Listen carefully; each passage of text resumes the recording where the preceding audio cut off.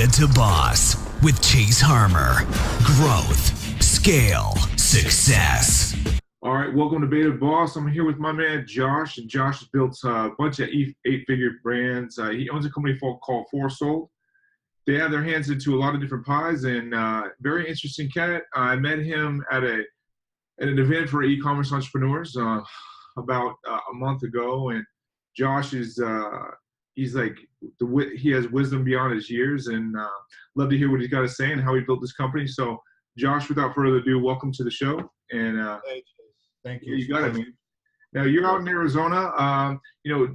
Beta2Boss is all about growing a company from a small beta phase into a big giant enterprise. And I know you guys are involved in a lot of different things. So, kind of give me the rundown on the Josh story, how you started, and how you got to where you're at today. Yeah, for sure. So I'll give you the clipped down version of it, kind of some of the good stuff. I started about 12, 13 years ago just because I wanted to make some money. I wanted to, initially I was trying to get a job, and I was too young to get a job, and just wanted to make some money to help my family out. And at the time, I never thought about entrepreneurship, never thought I'd run my own business growing up as a kid, never crossed my mind, never talked about it.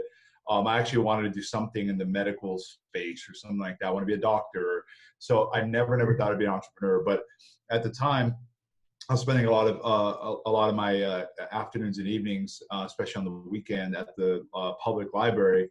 And since my family didn't have a computer at home, I realized I had a fascination for computers. All my friends were playing video games, and I was trying to figure out how to make those video games. And so I kind of realized that I was thinking a little bit differently. Like, for example, my friends would be like, "Oh, I got these points, this and this." I was thinking through, like, how does the machine keep track of those points? And then how does it know when I come back and I log back into the game, how does it know that's my profile? Like, I was just thinking in that way. And so I was doing this competition at the library where you read books, you take a comprehension test, and you get points. And so I realized that if you read like the more boring books, that you would get more points. And so they want to incentivize kids to read harder books. And so I was 13 years old at the time. And so I was reading the For Dummies books, all of the ones I could find. But the ones that really stood out to me were the ones like Programming for Dummies, Web Design, Web Development, Photoshop for Dummies. And so I started using the free resources at the library, the books, and I beat all the kids by far in this competition because I was getting 10 points at a time. They were getting 2 points at a time. And the For Dummies books had lots of photos in them. They were written for dummies, so they were easy for me to digest. And so I was just crushing it. And then after a while, I was like, you know what? I feel like I could make a website. This seems pretty easy after reading all this stuff. So I started creating my first few websites, my first few blogs. And then one day I got an email from a company, and I was writing all my own articles, everything. And I wasn't a big reader or writer at the time, but I realized I just enjoyed doing it. And so I started getting comments on my blog from people like all over the world. And like it made me feel really cool. And I kind of felt like I felt ownership over it. I felt attached to it. I had to write every day because people were waiting for me to come out with something. How old were you at the time that you were doing this? I was 13, 14 years old at the time. That's nuts. So you were still in middle school then, right? Yeah, I was in 8th grade, and I was going into my freshman year of high school when I started making websites. And I would stay at the computer lab. If I didn't have football practice, I would stay at the computer lab with the teachers, and they were like, "What are you working on? Like, what do you do? You're not playing video games like all these other kids. Like, all these kids would stay after school and play video games, and you're like doing something. And like, what are you doing?" And I was like, "Oh, I'm programming, I'm making websites, and this, and my blog." And they were like, "Wow, like I have a friend that needs a website. Like, could you make one for them?" And I was like, "Sure." And I go, "Okay." And then they would be like, "How much are you going to charge for that? Or how much do you charge to make a website?" And I was like, I didn't know you could charge for this stuff. I was like, I thought this was just like asking me for a favor, like, "Hey, pass me the salt." And so that kind of clicked for me when I was like, wow, this is really easy for me because I didn't know any better. You go into it ignorantly. You have big dreams as a kid.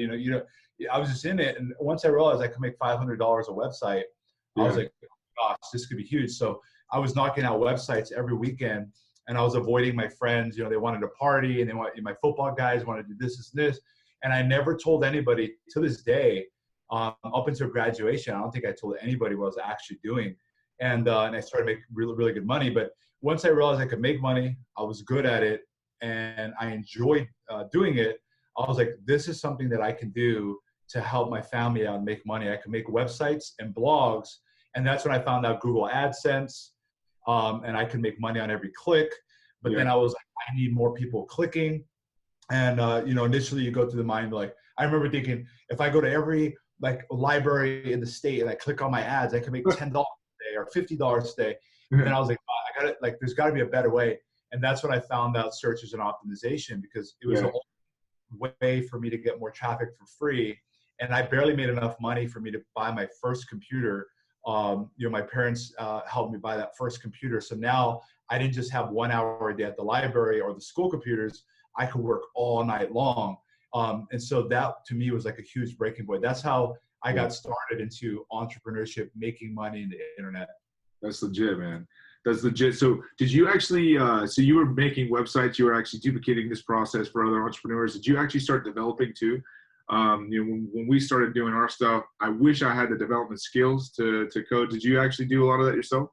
Yeah, I did everything. Photoshop, Dreamweaver. Even back in the day, I was using Dreamweaver. Whatever software was on the computer, I would literally grab from the library. And I remember I'd have to use multiple library cards, because you could only get out like 5 books at a time or 8 books, something like that. Yeah. And I would use other people's library cards, so I could get C# programming for dummies, JavaScript programming for dummies. I was just like, whatever it told me. For example, a client at the time, which was like one of my teacher's friends, would be like, hey, I want this calendar to be able to show our events, and I want to be able to put them in easily. And back then, WordPress was not huge. Shopify was not even invented. So you had to write the plugin, you had to write the functionality. So I was like, as a young kid, you're just like, this person wants to pay me money to do something I don't know how to do. I got to figure it out. And so YouTube, Google, For Dummies books, all the reference books, I just figured it out. And before I knew it, I was like, I'm a really good programmer. I can pretty much program anything. So he was like, that was a huge revelation. And then I needed to learn how to design as well, because I needed to build it in Photoshop, turn it into a page, and then build all the functionality on the back end, connect the databases, all this stuff I was figuring out. And 99.9% of it was free. Literally, I could say I'll probably go down, 60 years from now and say, I built maybe multiple billion-dollar companies, or I've been a part of huge companies. And the basis of my education was self-taught and cost $0. That's legit, man. That's legit. A lot of the stuff that you're saying that you want to do or you've done in your past, we're talking about, breaking down the barriers in everybody's mind, right? So people don't become entrepreneurs because they're scared or they figure it out. They will think about worst case scenario, right? But that's a barrier in somebody's mind. Part of what you want people to realize is that there is no barriers, right? There's no barriers except for your own mental state. So talk to me a little bit about that and that mission to help other people.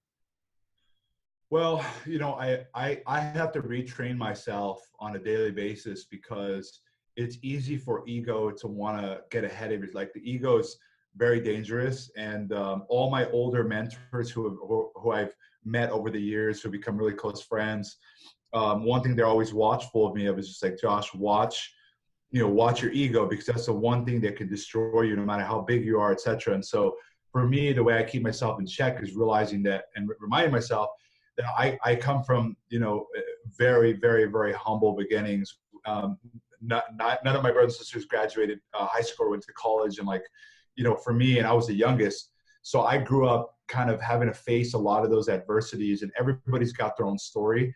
And so you got to dig into what are those adversities, whether it's someone who didn't believe in you, or you were bullied, or whatever it is, tapping into that intense, my number one trigger is doubt, by far. And I figured that out by now. And I realized that even if I'm talking to it's always doing, was there ever a point where you were so paralyzed by that fear that you weren't able to do it? Or yeah, I mean, multiple times. Because here's what happens is people are like, oh my God, you started so young, that's amazing. it is. And I'm like, it's the best blessing on earth. I agree. But also, you know, in your mind, all of a sudden, there's like this super high expectation where it's like, Bill Gates was a billionaire by 26. Why am I not a billionaire? Like, or like it changes, like it's all mental. So even though it's like I just turned 26 a few weeks ago, and it's like, oh my gosh. And I'm like, I'm looking outside of my view right now and the place I live, and it's like, and the cars I drive, and like, I'm amazing. But at the same time, my mind, I feel like a little peanut. And it's like, you know, it's one of those things, that limiting belief of like, am I actually smart enough, good enough? Like, do I have the grit in me? But I think for me is, I think back to those hard times when I was taking the city bus, you know, at 5 o'clock in the morning by myself, and with these big dreams in my head, and literally no money, no computer, no nothing. And I had these big dreams, and that fearlessness of saying, I have one life.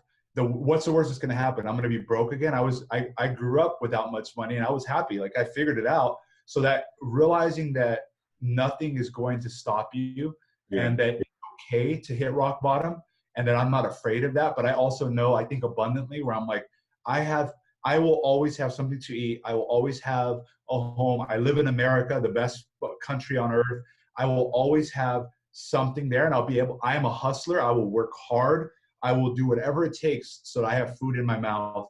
So if you accept that, and like, I will always be okay because I'm willing to work for it. And at the same time, I'm not afraid of what comes at me. So now when things happen in business, like I grew up in a neighborhood where there was gang violence, everything, right? Prostitutes, drug dealers. Like, I would walk home from school, and I had to judge someone's character from 30 feet away because they're walking toward me. I'm like, is this person going to kill me, rob me, or shake my hand? Do I say hi? Do I not say? When you grow up in that environment of survival of the fittest, nothing scares you. And the thing is, you don't have to grow up like I grew up. You can mentally condition yourself to say, no, I'm not afraid of anything. Like, zeros and ones. Like, when I realized that I could make money instead of selling cocaine on the streets, that I could do zeros and ones. And like, my worst fear is like back pain. Like, oh, my back hurts a little bit. Oh, my mind. I'm like, oh my gosh, I see what other people have to do to make a living. Right. And I'm honored, and I am blessed, and I'm going to take this opportunity. And the last thing I'll say is, because I went through some depression after I sold my company. I was like 22. Which company was this? This is because you have Four Sold now, right? So you had other was this the company? Four Sold's the holding company. So we had a platform and a managed service that was attached to Four Sold. So we had hundreds of clients that we managed all of their ad spend. And this is before even Facebook was a huge platform. Google was our main thing. So we did SEO for Fortune 500s. We did ad spend management. And then I built a platform for media companies to be able to media plan for their clients and bring them over. So anyway, that started when I was 13. It just kept progressing until I was 22. But when I sold the company, I was like, okay, like I've got all the cars I want. I've got the place, like I've got everything. And I'm like, I feel so empty. And I would lay in bed till 2 o'clock in the afternoon, not wanting to do anything, because you're like, what the hell do I do now? And that's when I realized, I was like, I gotta think way bigger. I gotta go after much bigger competitors, much bigger challenges, because if not, I will get depressed again. So for me, every day I wake up and I'm like, who wants it today? Like, I'm ready for it, because this literally gives me life. Like, I want to fight. Like, I wake up and I'm like, fight me. So like, literally the only thing that keeps me going. I love it, dude. You know, like the stress beating out of your chest and like having that backwards ass feeling. That's what I said in an interview one time. I mean, it's kind of normal for me to be in that environment. It makes me feel good. Like, makes me feel alive. Whereas people want to live in a state that's comfortable, right? That there's not a lot going on. That's, you know, being comfortable is dying. You know what I mean? So what's next then? I mean, so if you have these just crazy ambitions and you're knocking shit out of the park, you built this company called Snow, which is obviously, it's in the teeth whitening space, which I come from the processing space and the payment space, and that was always a dangerous place to live, in the teeth whitening space, for a long time. When did you get into that space, and what made you think that this was the opportunity that was going to, you were going to be able to build it into a huge brand? So, I mean, we play, it's funny because I first got into it was 2009, 2010. And this is when the affiliate offers, you know, I have a background in affiliate marketing, because what happened is I was building these blogs using AdSense and then using SEO to make them rank high. And then I was selling the websites on SitePoint, and then someone else would take them over and grow them. And so I was really good, like creating really strong content. They would rank, great websites, great design, boom, boom, boom. Then I was like, okay, there's got to be another way to make money. And so I don't tell a lot of people this story, but because I was selling a lot of sites on SitePoint, I had obviously a username. No one knew who I was, but, and everything was done through PayPal, whatever. And so someone hit me up one day and they were like, hey, I see your reviews on SitePoint for selling sites. Like, you sell a lot of sites. Could you sell mine? And they thought like I was a broker or something. And I was like, sure. And like, okay, what do you charge? Boom, boom, boom. And I was like, I Googled it real quick. I was like, how much do people charge? And they're like 5%. I was like, 5%. Like, okay, that's standard. Cool. Like, let's do it. And so I had to create a perspective of like, how do you make money? How do you do this? And it was cool because I started to see behind the scenes Got of you. these $1 million blogs that were run by one person. I'm over here like, I'm like, what the heck? Like, it's the same blog that I have, but you make $1 million a year and I make 10,000 a year. Like, what's the difference? And I found affiliate marketing, lead generation. Instead of getting 1 penny a click, they were getting $40 a lead. And I was like, that changed the whole game for me. So then we, at the time, I was like, okay, I started selling those sites for those guys, started learning a lot. After a while, I was like, okay, I'm not a broker, like, leave me alone. And now I figured it out. So I remember at the time, there was an offer with the Kardashians. It was called like Idlewhite or something like this. Sure. And I was like, okay, I can rank for this. Like SEO and YouTube, I can dominate SEO on both of those. So I started to generate a lot of money delivering free trials for these teeth whitening offers. Thank you. Yeah. And all of a sudden, I mean, it was doing really well, excellent. And I've always been fascinated in teeth whitening anyway as an individual. But all of a sudden, all the offers went blank. Like everything closed down. Lost all their minutes, right?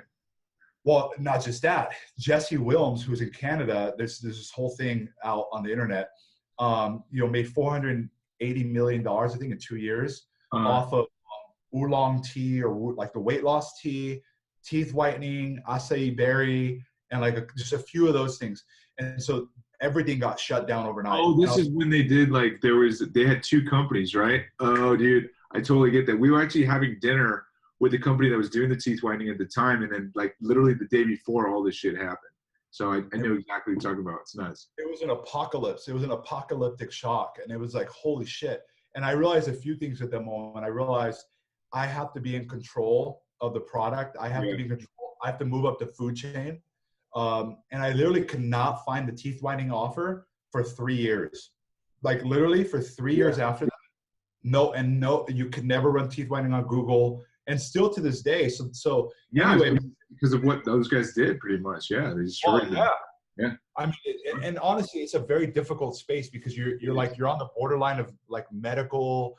It's not pharmaceutical. It's high risk because you have claims associated, right? You want to make people's teeth white. Most of the products out there, they don't actually work, right? So, exactly. Well, I had jaw surgery 2 years ago, or something like 2.5 years ago, and I had been researching. I knew about teeth whitening. I'd been researching the market, and I was like, what if I take the money that I have now that I didn't have back then, and I create real technology, own the patents, own the trademarks, bring on real dentists, real doctors, and bring on real celebrities, not just throwing Dr. Oz on a page and trying to run it, but like actually getting Dr. Oz as my equity partner and actually doing this. And so that was like kind of the thought. I was like, that sounds really good.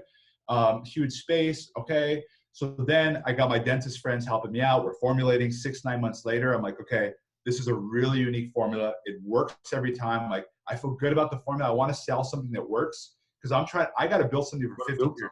Yeah. Exactly. I was like, I got to run this thing for 50 years and I got to be able to put my face on it and I got to be able to tell everybody about it. If it doesn't work, I can't talk about it. So it's like, okay, so the formula was the first thing. The second thing was I went out and found the best engineers that I could find.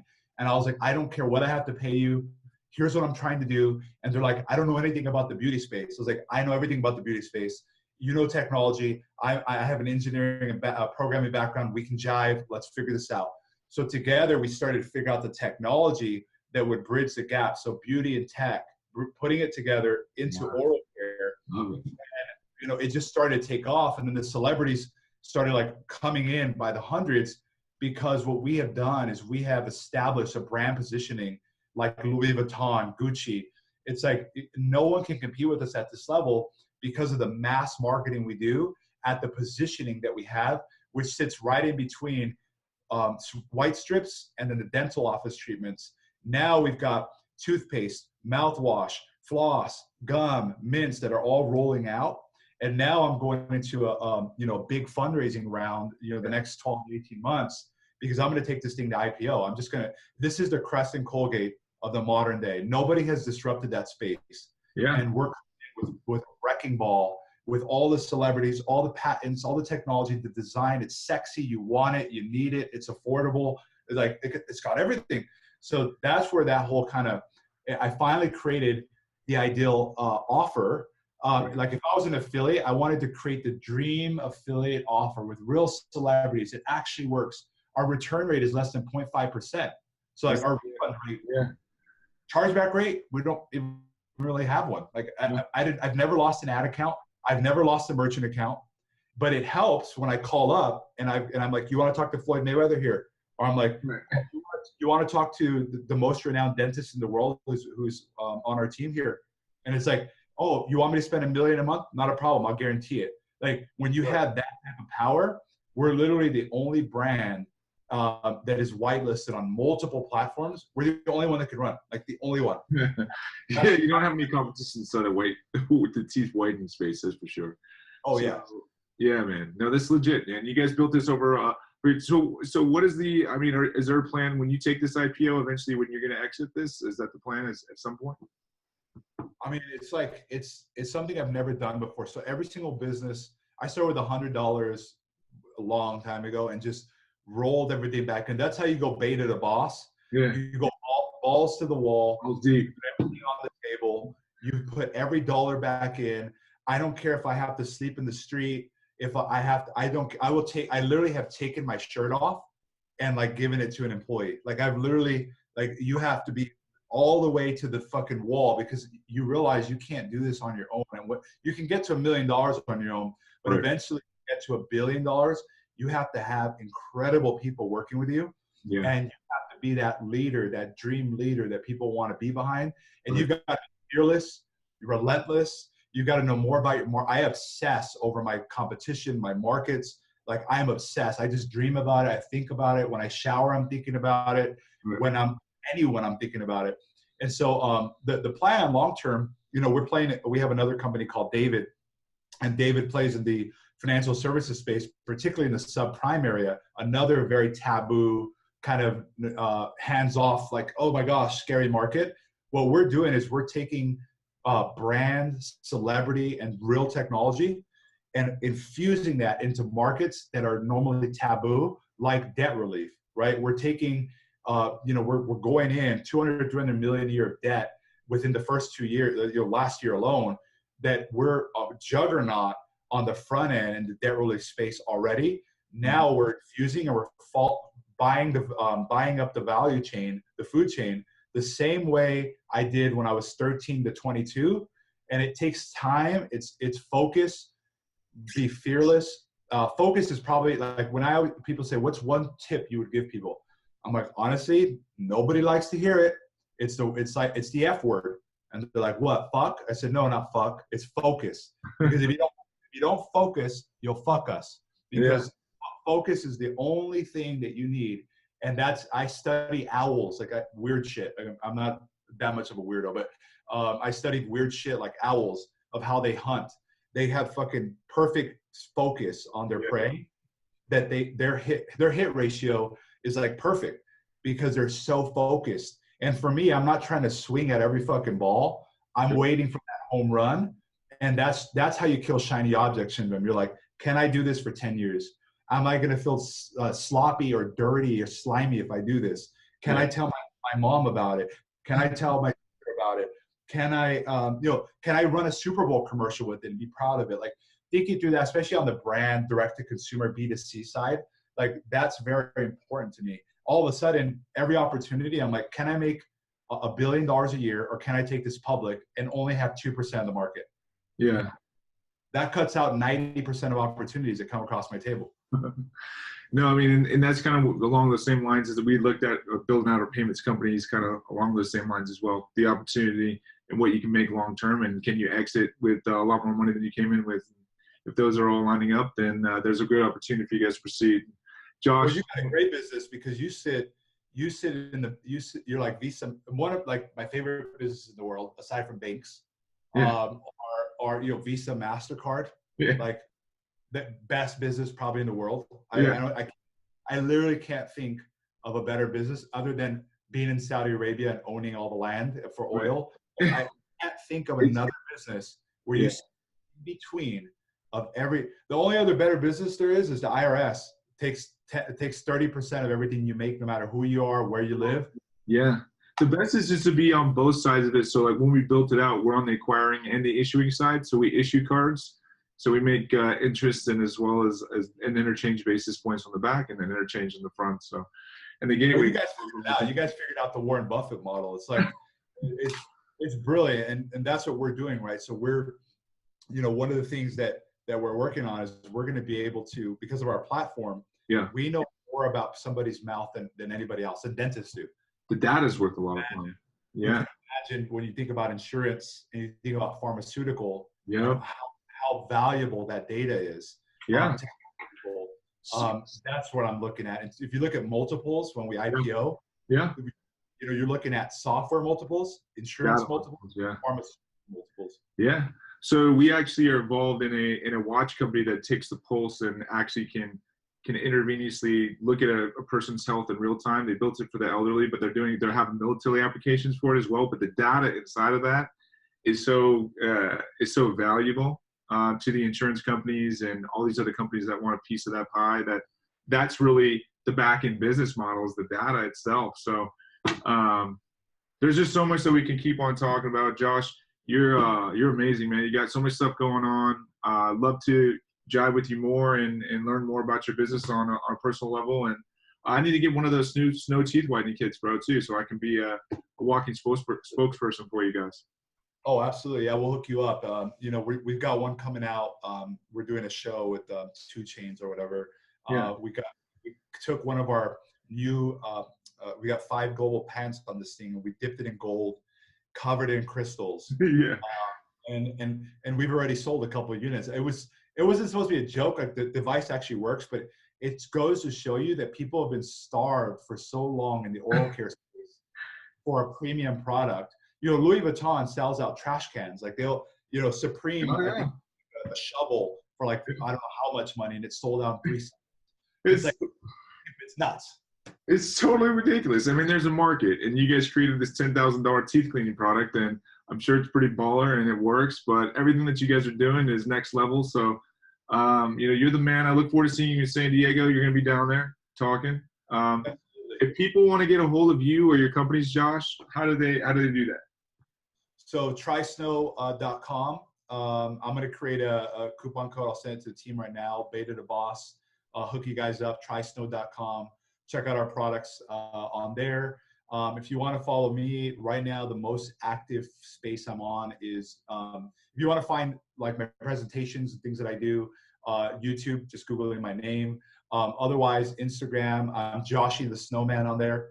So I've been kind of having fun on Instagram. It's the platform right now. We buy a lot of media on there.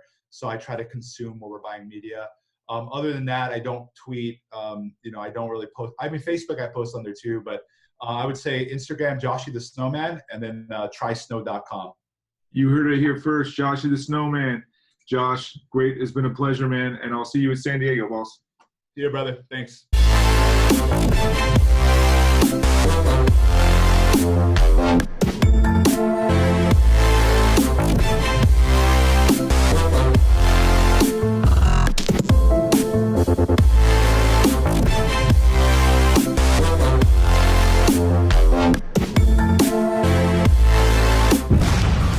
Beta2Boss with Chase Harmer. Growth, scale, success.